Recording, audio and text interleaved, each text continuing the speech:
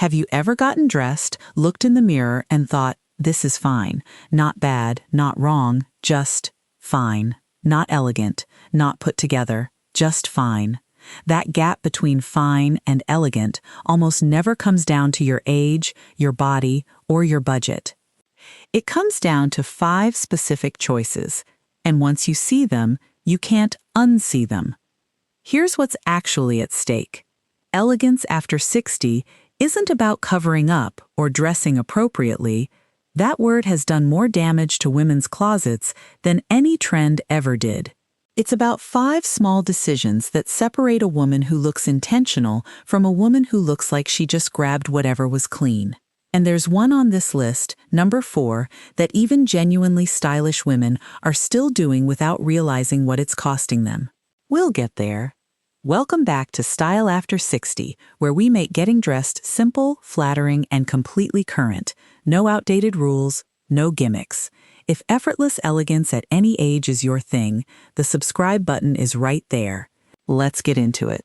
Number 1, and this is more common than you'd think, dressing every single day for comfort only, with zero structure anywhere in the outfit. I want to be careful here, because comfort is not the enemy. Nobody's saying they suffer for style. The issue isn't comfort itself. It's comfort as the only consideration, day after day, until every outfit is some version of a shapeless top over leggings or a stretched-out fleece. Here's the mechanism. Structure, a defined waist, a collar, a hem that hits somewhere intentional, is what tells the eye this was a decision. Zero structure, worn constantly, reads as this was the path of least resistance. It's not about the individual piece. A soft, unstructured top can look wonderful. It's about it being the entire wardrobe every day with nothing to contrast it. The fix is what stylists call one point of structure. Keep the soft, comfortable pieces you love and add one structured element: a blazer over the loose top, a cinched belt over the tunic, a collared shirt instead of a crew neck tee. One point of structure changes the entire read of an outfit built around comfort. Try this today. Take your most worn comfort uniform and add exactly one structured piece to it. A blazer, a belt, a scarf with some body to it. Don't change anything else. Just add one thing. Number 2, buying trend pieces made to be worn twice and thrown out. I get why this happens. Trend pieces are cheap. They're everywhere, and they let you feel current without a big investment. That instinct isn't foolish. It's completely reasonable. But here's what actually happens with these fabrics. Cheap synthetic blends have a visible sheen under normal light that reads instantly as inexpensive, no matter how flattering the cut is. They pill within a handful of wears. They lose their shape by the 3rd wash. And because they were designed to chase a trend, they're usually already dated again within a season. So you're not even getting the current payoff you bought them for. The fix isn't spend more on everything. It's being selective about where you spend. Buy trend pieces in cheap fabric if you want, but keep them to accessories, not the core pieces near your face and torso. Save real fabric investment, wool, silk, good cotton, for the blazer, the coat, the top you'll be photographed in. Do this today. Check the fabric content on the 3 pieces you wear most. If they're mostly polyester with no blend, that's fine for a scarf. For your go-to blazer, it's worth upgrading. I had a client, I'll call her Rosalind, not her real name, who had a closet full of gorgeous clothes from 15 years ago.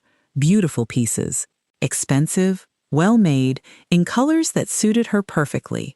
None of them fit anymore. Not because anything was wrong with her. Bodies change. That's simply what bodies do. At every age, for every person. She'd just never updated her closet to match the body she actually had now.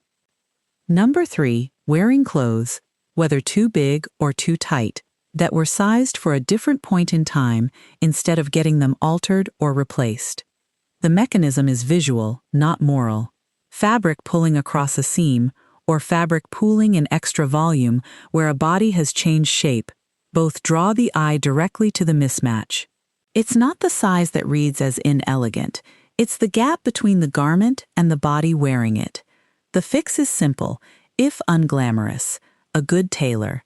A $20 alteration can take a beloved piece from doesn't quite work anymore to fits like it was made for you, because at that point, it was. Try this today. Pick one item you love but haven't worn in a year because it just doesn't sit right anymore, and take it to a tailor this week. Don't retire from it. Adjust it. This is the one. Number 4. The one even stylish women are still getting wrong. Worn-out basics kept purely out of habit. Here's what I mean specifically. The white sneakers that have quietly gone gray. The cardigan that's stretched at the cuffs from years of pulling the sleeves down. The white t-shirt that's gone slightly yellow, so gradually you stopped noticing. None of these are dramatic mistakes. That's exactly why they're the sneaky ones.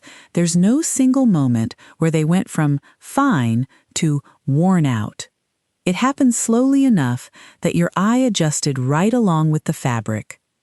The mechanism here is that basics carry an outfit's credibility. If your statement pieces are wonderful, but your basics are visibly tired, the whole outfit reads as tired, because basics are what a trained eye actually checks first, before it even registers the interesting pieces layered on top. The fix is a basic audit, not a full wardrobe overhaul. White goes gray, elastic loses its stretch, soles yellow. These pieces have a shelf life, and replacing them isn't wasteful, it's maintenance, the same as anything else that wears down with use. Do this today. Hold your everyday white sneakers or your favorite white top up next to something brand new and white. If there's a visible gap, you've found your answer. And this is the big one. Number 5. Wearing every single element of a trend at once. The trend top, the trend pants, the trend shoes, the trend bag, all from the same single season, all at the same time. Here's something most people don't realize. This isn't actually about the trend being wrong for your age. It's the same mistake a 25-year-old makes when she does it too. It just gets noticed more on a woman over 60 because we're culturally primed to scrutinize older women's clothing choices far more than younger women's, which frankly isn't fair, but it's the reality we're dressing inside of. The mechanism is that head-to-toe trend dressing reads as a costume rather than a personal style, because there's no individual point of view left in the outfit. It's simply this season's look, worn exactly as displayed on the mannequin. The fix is the one-piece rule. Take the trend you love and wear exactly one element of it, the shoe or the color or the silhouette, mixed into pieces that already feel like you. One trend element inside a personal outfit reads as confident. 5 trend elements at once reads as borrowed. Try this today. If you bought into a trend recently, pick your single favorite piece from it and pair it with something completely unrelated from your existing closet. One accent, not a full set. So here's where that leaves you. Not one of these 5 things was ever really about your age. A shapeless outfit, a cheap fabric, an unaltered fit, a worn-out basic, a full trend costume, every single one of these would read exactly the same way on a woman of any age. Elegance was never a rule you aged out of following. It was always just intention, applied consistently, and you already have everything you need to apply it. Folks, none of this requires a new wardrobe. It requires looking at the one you already own with slightly sharper eyes. If this gives you a new way to look at your closet, give this video a like. It genuinely helps this channel reach more women who need it. And subscribe if you want more of this every week. Before you go, tell me in the comments, which one of these 5 hit closest to home for you? I read every comment, and I promise, you're in very good company.